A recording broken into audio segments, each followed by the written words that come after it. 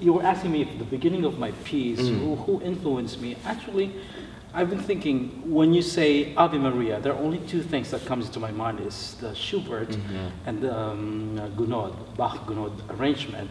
And I said, why not? And so I've been researching this before I composed, and I came across with this music by Caccini. What's so different about this composition of his was he was only using the text Ave Maria. There's no other text. Just those two words? Yes. Ave Maria, the 5 syllables, that's all he used. Okay. But it's so beautiful, and I said, I'm gonna write something, to compete against those other Ave Marias that we all know. And I wrote this piece first for a solo soprano, having that in my mind, and then eventually I turned it into an SATB arrangement. You mentioned earlier that you love the music of Poulenc and of Rachmaninoff, and you talked about the modified chords. Here's a perfect example of it. When the ladies are just singing by themselves, they go... We have this E-flat chord right here, but it's not just an E-flat chord.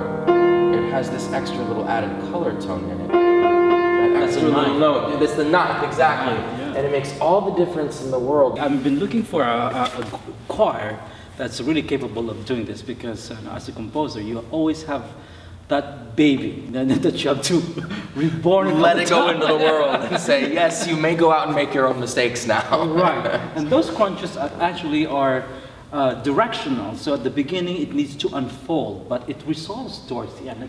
Was there any musical or narrative intent behind ending the piece on a minor chord?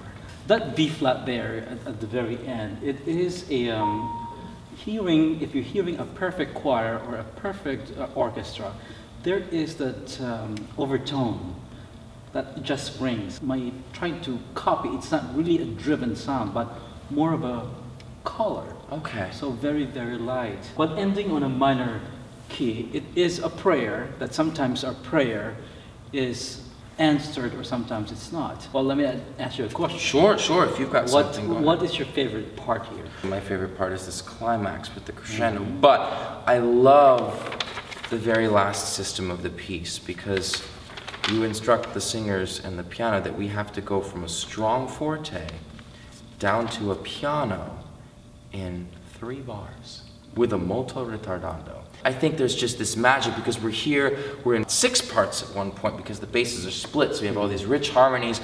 Nunc et in hora mortis nostrae. And when we get to that strae, it's all in a unison. Everybody's just on one note, the B flat, and then we finish it off with the minor chord.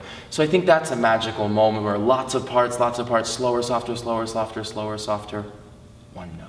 Because, you know why? The text is hour of our death. Amen. So the death is all of us will die eventually. That's why the final note there is a unison.